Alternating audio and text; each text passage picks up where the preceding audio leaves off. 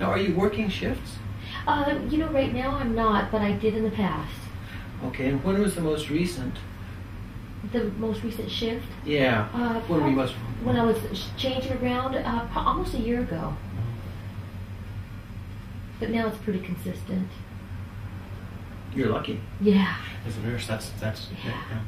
And so, sleep definitely gets messed up with. It was bad a year ago. I'm just surprised I was even functioning. And you say that this started about 8 years ago. What was happening then?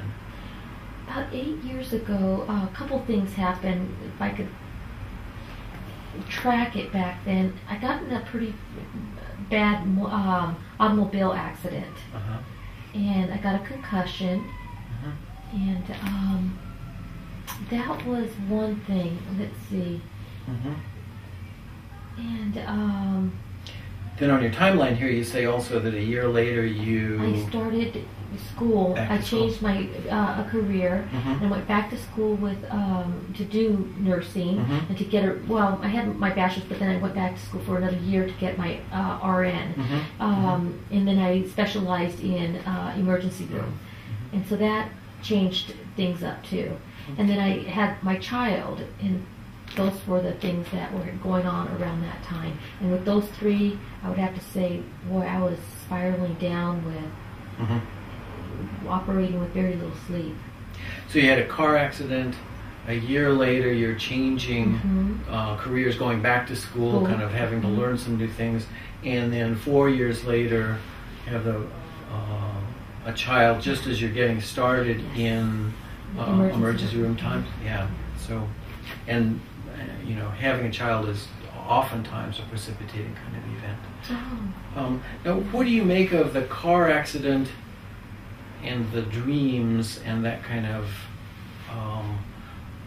experience that you had as a young child? Do those seem to connect to you at all?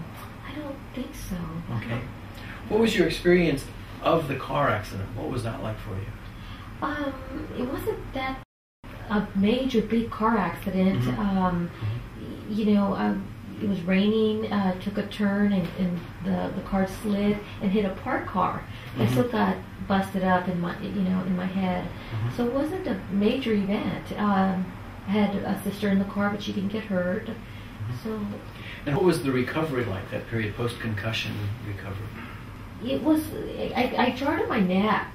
That was the tough part.